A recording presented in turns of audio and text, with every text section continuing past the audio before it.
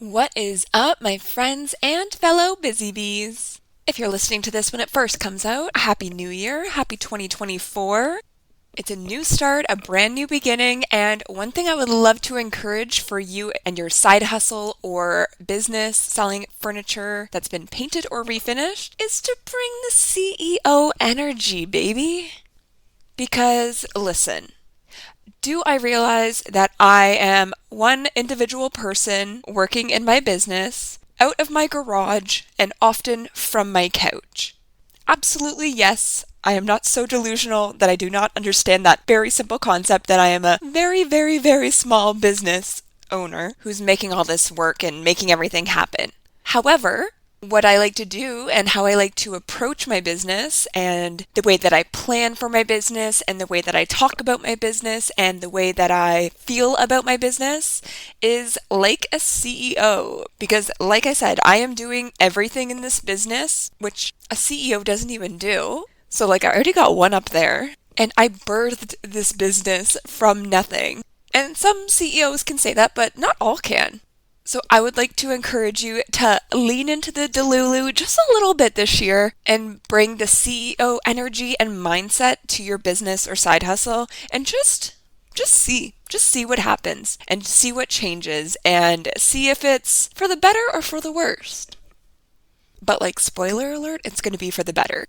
Okay, now what do I mean when I say CEO energy? Because if you are picturing a CEO, they may look a certain type of way. Because if we look at the statistics, a CEO is often a middle to late middle-aged white man in a business suit, probably with a Rolex, probably with a crew cut, and probably with an expensive car.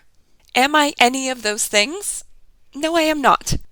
I am currently a 30-year-old woman in her sweatpants, sitting on the floor, recording a podcast beside a bag of dog food and 5 pieces of my furniture that are currently listed for sale that have not yet sold. So our realities are a little bit different, but that doesn't matter because I'm approaching this year and this new beginning with CEO energy, and I'm going to do everything that a CEO would do and be required to do and would want to do and would be motivated to do and more to try and make this venture a success for me and my business. So what does CEO energy look like, feel like? How are we doing this? Number one, we are not going to be afraid to talk about our businesses or feel awkward about plugging it or networking or doing things like handing out business cards. Got it? Because do you think that somebody who is the CEO of a publicly traded company is going out to a dinner with new people that they're meeting and are feeling awkward about mentioning the fact that they own a business? Or about talking about what they do and how they do it, and talking about the business name in hopes that the person checks it out or maybe follows them on social media to keep up with the latest and greatest? No, they're doing what they can to network with that person, see if there's an opportunity for alignment, for collaboration, to get a sale out of that person, to create an ongoing relationship.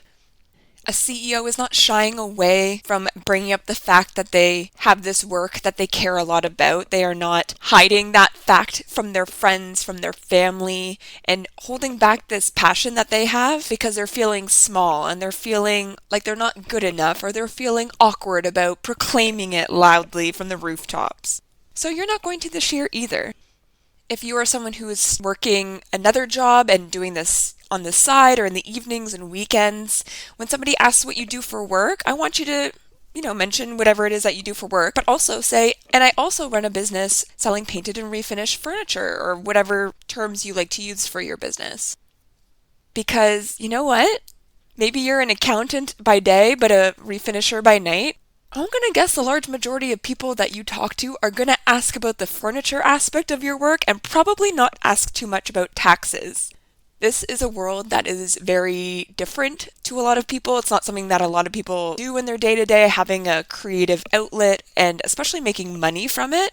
So that's something that's going to interest people and they're going to really want to engage in conversation with you in relation to it. So lean into that, use it as an opportunity to network and get to know people and bring people into your world. And even if none of that stuff happens, if nothing else, you're going to get more comfortable talking about it because at first it can be really awkward and you can feel almost like kind of like braggy, I guess is the word, because, like I said, it's just you working out of your garage. It can feel kind of like small potatoes, but it really isn't. It's you going out on a limb, you putting yourself out there, you trying to learn and tackle things that you've never done before, and that's really important to acknowledge, and it's really impressive.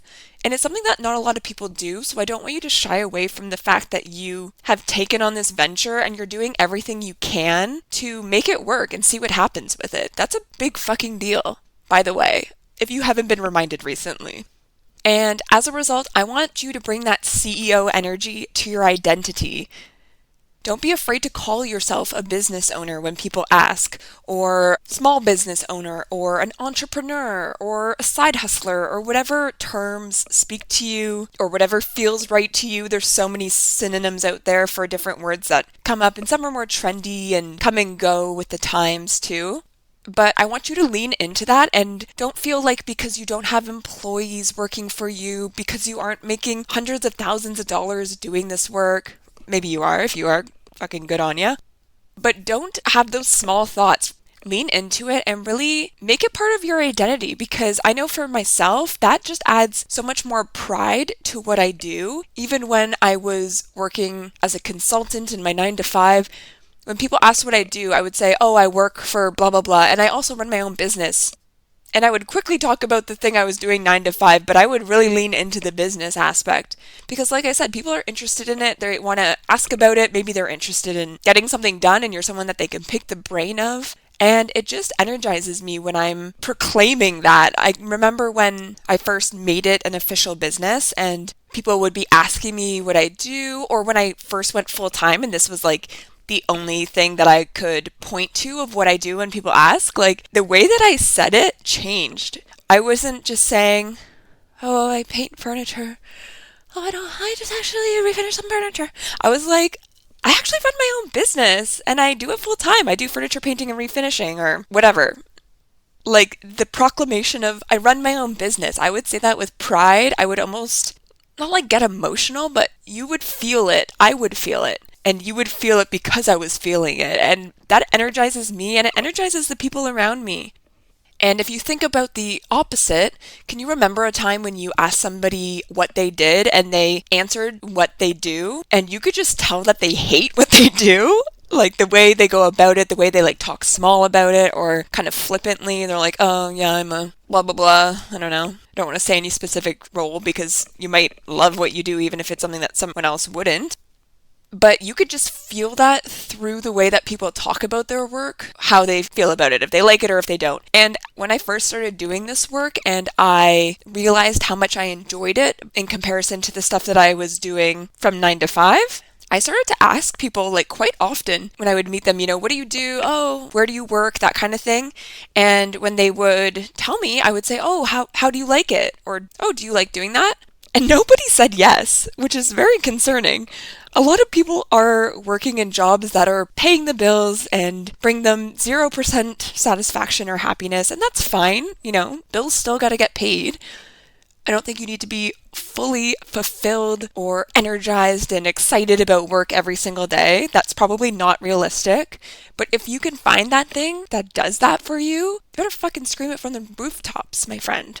Because that is so energizing to other people to witness and to know that there's the potential out there. A lot of people have stopped looking, they've stopped trying to find something that makes them feel that way. But if you are excited about this thing that you do and you're passionate about it and you love to learn about it more and you love to figure out ways that you can grow it or get your pieces to more people or whatever it is, whatever your intention is with this, that's exciting to people to be able to see from a third-party standpoint. So embrace it into your identity, lean into it, and bring that CEO energy to it. And I think you'll be surprised of the effect that it has on the people around you. Okay, this is one that people aren't going to love all that much, but to bring CEO energy to your business or side hustle in 2024, I'm going to need you to create some systems to streamline your tasks, streamline the things you need to get done, which might mean managing your time better so that you can be left with brain power for the more high-level strategic thinking so that in the long term you can grow or reach your goals, whatever they may be. A CEO's role is to find ways to optimize. They are looking for ways that they can save money. They are looking for ways that things can be done better. They are looking for problems and finding innovative ways to solve them. And they're looking at ways that they can create these systems to make things flow better, usually so that they can save money and have more profit if it's a business that's for profit, which, by the way, you are. We'll talk about the financial side of this later, but just a quick reminder, you're trying to make money here. So I want you to look around at your day-to-day, the things that you do in the business, the different streams of income you may have in the business. Is there anywhere that you can improve it? Whether that means figuring out something that you have to do every day, something that you can plan ahead for so you're not running from the seat of your pants every single day trying to get things done. You have a plan when you attack the day of what you need to get done and the best way to do it. Is there certain tasks that you could group together and batch them together so that your brain's not having to jump all over the place and work on a piece and then answer emails and then go source materials and then work on the piece again some more and then, oh yeah, there's another material that I have to source. Can we do some better planning, some better organization, and attack it in the way that a CEO would be looking at their business? If you are somebody that offers custom work, I have what I believe will be an absolute game changer for those of you who are offering it in your furniture painting and refinishing business or side hustle. And I would like you to just picture this. When somebody's reaching out to you right now to inquire about custom work, does it look a little something like this? Hi, I've seen your work posted somewhere before and I really love it. And I have this other piece of furniture and I was wondering if you would be able to do it. Hi, so-and-so. Thanks for reaching out. Yes, I would love to do it. What does the dresser look like? Here's a picture of it. I'm hoping that I could make it white. Sounds great. Can you send me the dimensions of the piece? Sure. Here's the dimensions. Okay, great. Is there a certain type of white you were looking to have done? Oh, I'm not too sure yet. Maybe we could look at that later. Would you be able to do it? My next opening is for this time. Okay, perfect. How much would it cost? It would cost roughly this much. Okay, great. Let's do it. Okay, I have to ask for a deposit for this amount. Would you be able to send it? Yes, sounds great. Where can I send it to? You can send it to this email address. Okay, great. And when can I drop off the piece? You can drop it off on this date. Okay, where are you located? There's my address, and here's my email if you need to contact me. Something like that, and maybe with, upwards of 12 hours in between each response and upcoming question that you need to ask the person, which results in a week's worth of time being used just to get all the information needed to provide an estimate. I'm going to go out on a limb here and say that, yeah, sometimes it does look like that, and sometimes you don't even get all the details that you need because you're running around and you get a notification on your phone and you're standing in the grocery store line and you're like, okay, they're online. I should get the question that I need answered next written down as quick as possible. And then you forget something else that you had meant to ask them and la la la la. Confusion, disorganization, time wasted. What else should we add to the list? But I have a solution for you. I have put together a absolutely free guide to creating a custom project intake form because when I implemented this in my business, it was a total game changer. I have a one-stop shop where someone can be directed to if they are interested in getting a custom project done from me, and it has an overview of my process. It has all of the questions needed to get an informed estimate for the project that the person is interested in having done.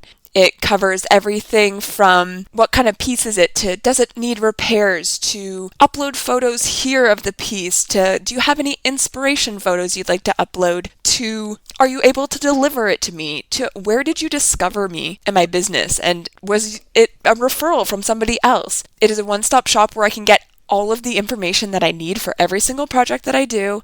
It is all stored in one spot, and I have one link that I can send out, whether somebody reaches out to me through one of my other listings on Facebook Marketplace, whether somebody sends me a DM on Instagram because they've been following for a while and they have a piece they want done, whether somebody sends me an email because they heard about me on a podcast, wherever that person is coming from, I have one link that I can direct them to this custom form. It houses all of the information, so then I can go back later and I can do an analysis of trends that I'm seeing. Maybe that's a good indicator to me of what kind of pieces people want to get redone or the style that they want to redo them in, so I can look at a high level and see that data and make informed decisions on the pieces that I'm going to be listing for sale as a result, because I know that that's what people in my area who are willing to invest money in refinished furniture are interested in. I can't reiterate enough how much this has helped my business and just freed up my mind, my time.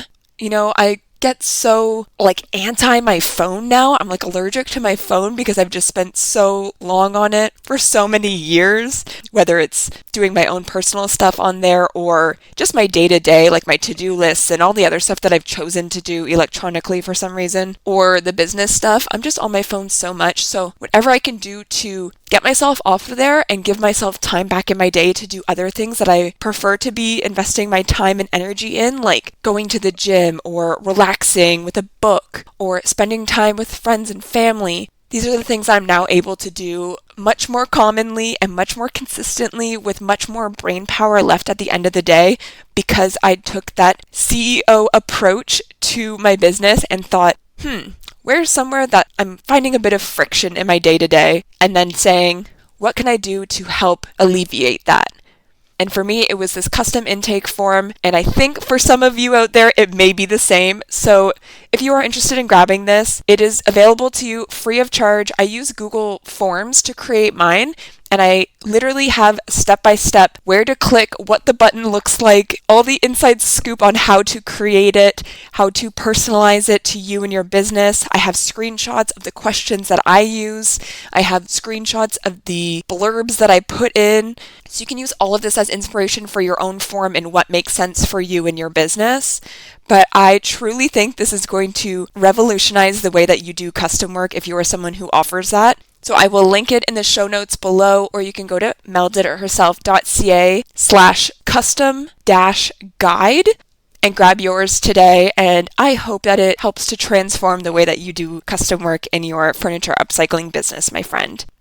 Okay, and another way that we can be bringing that CEO energy and thinking strategically and making decisions, or when we're communicating with clients, the way that we can bring this energy in is to be objective and not subjective and emotional when it comes to our business or the way that we run our business. And I know, because I can see the demographics of the podcast, that the large majority of you are female who are listening. However, there's a growing amount of men or people who identify as male listening, so hey, thanks for being here.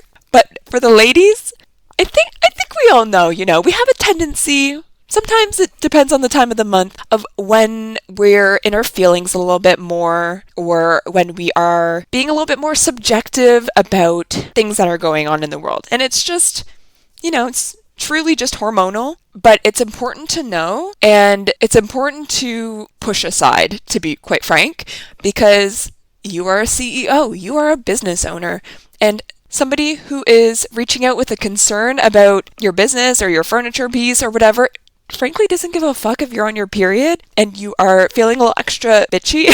You have to reply and be objective, communicative, helpful, resourceful, solution-oriented, and leave the emotions out of it.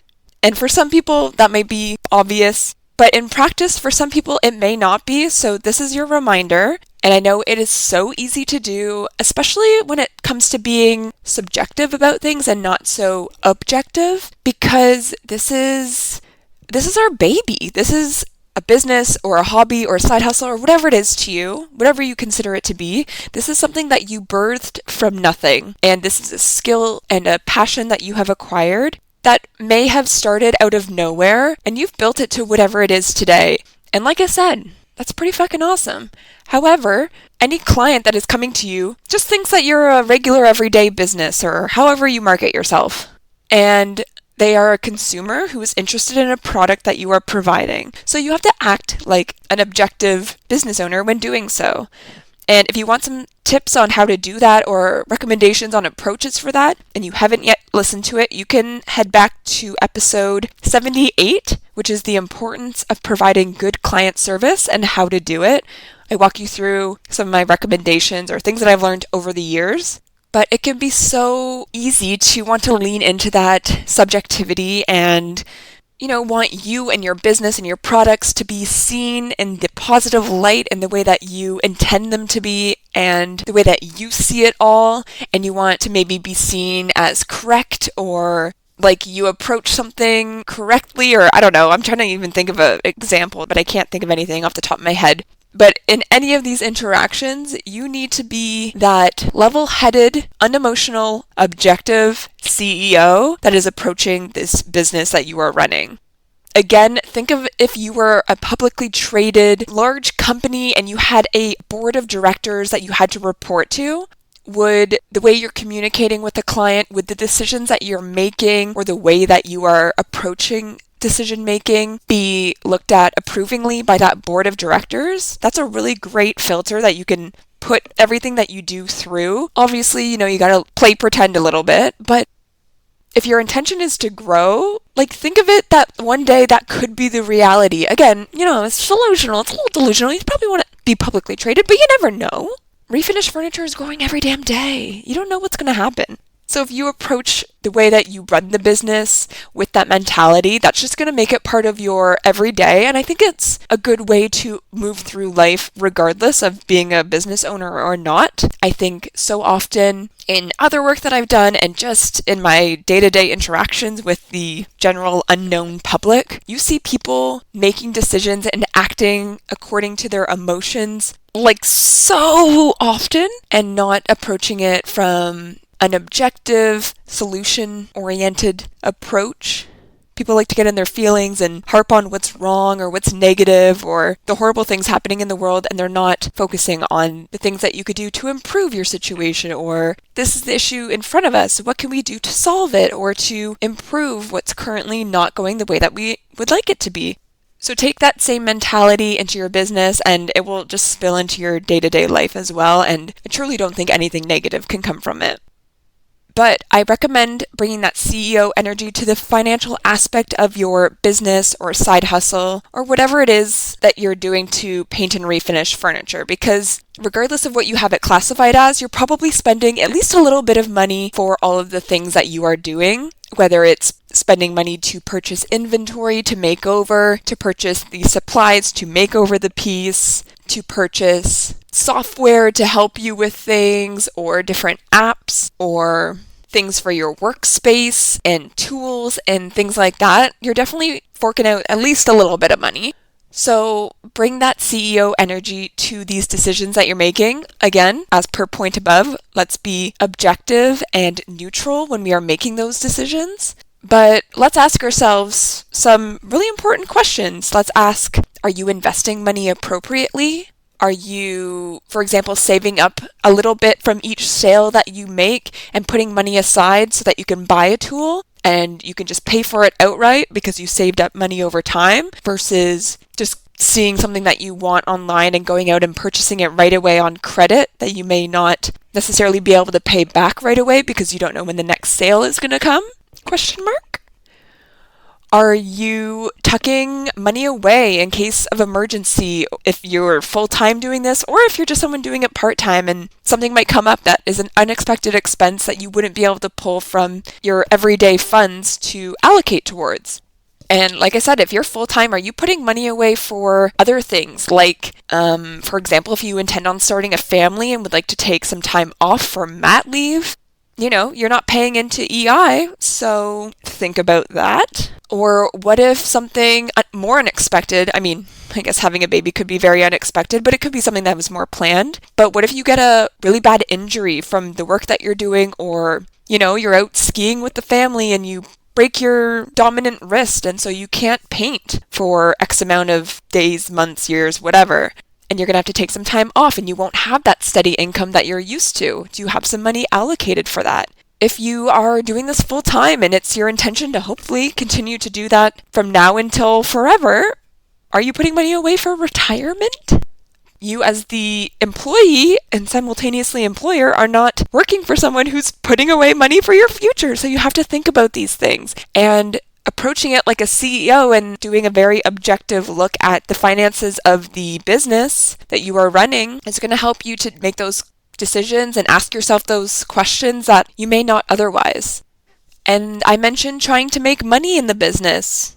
Have you been thinking about ways to improve that? For example, are you looking for ways to decrease the costs of the things that you are paying for, like your inventory and your supplies and all the other things that go into the business? And ways to increase your profits, so increasing the amount that you get for your pieces and any other income sources that you have? It's a good thing to think about. If you need some help with that, you can check out episode 56, which is called Keeping Profit Margins Up in Your Furniture Refinishing Business. That is a BusyBees and Business Strategy session that I did with Lindsey from Restored by Linz, and we go through some different approaches to ensuring that you're keeping those profit margins up and ways to decrease your supplies and other costs. So these are just a couple of ways that you can bring that CEO energy into 2024. Like I said, it can't do any harm. It's like dress for the job you want, not the job you have kind of thing. And if nothing else, it's going to keep you motivated, inspired, excited for the year ahead, for the potential of what's going to come. If you haven't been looking back since you started this business or side hustle or whatever you want to call it, I recommend you mark down some progress and some things that you can track to really help to see that growth and that impact over time that you are having, whether it's the amount of pieces that you finish, the amount of money you've brought in, the new things that you've implemented in your business and the things that you've changed. Whether they're big or small, I think it's really important to monitor that stuff, write it down, celebrate those successes, whether it's just with yourself or with those around you or with other refinishers. Whether it's private or public, do what you gotta do, but it's important to monitor these things and to really celebrate it because, like I said, it's a big deal. Whatever amount you are in this work or not, it's a big deal and it's something that you love and you enjoy doing. So I think it's so important to lean into those things in life that really do bring us that joy and that fulfillment and that passion because they're far and few between these days. You might get a quick little dopamine rush when you open up TikTok and you see that you got new likes on your video, but at the end of the day, that's not something that's fulfilling you wholeheartedly. So take note of these things and bring them with you, and it will be something that you will so appreciate looking back on next year, in 5 years, in 10 years, when you're on your deathbed. Looking back at these things that you've done is going to be really impactful, I'd like to think, so I recommend you do so. And something you may not know about me, I love little motivational messages. They always get me fired up, and I keep a running list of ones that are especially catchy or speak to me on the Notes app on my phone. So I end every podcast episode with one that I've noted down over the years in hopes that you leave our time here each week feeling inspired, motivated, and ready to take on whatever comes your way this week and this year. So this week's Mel's motivational message is, worry is interest paid on problems yet to happen. This is one that you really need to let sink in because it may just change the way that you move through life moving forward. Worry is interest paid on problems yet to happen. When you are worrying about something, you are worrying about something that is a problem that has not happened yet for the most part. You are paying interest on that problem that doesn't even exist yet. Think about that. When you are having to do a presentation and you know that you don't like public speaking and the night before you're losing sleep over it and you're thinking about, oh, I'm going to have to do this and it's going to be so nerve-wracking and what if my voice shakes or what if I mess up and what if somebody laughs at me and what if? Yeah, what if? I guess you won't know until it actually happens, but what are you doing now worrying about it and paying that interest, losing sleep, increasing your cortisol levels, and fucking with your hormones and your mind on something that hasn't even happened yet? You don't know. You might get up to do that presentation and rock it. You might feel so confident in the morning, you might black out and not even know what happens and kill it. You don't know. You're assuming. Your assumption may be based in things that happened in the past and you're making an informed assumption, but you don't know. And don't put your body through that before it happens, because you're probably getting a nervous tummy, you're probably getting clammy palms, you're probably putting your blood pressure up. Over what? Over something that you're creating in your head.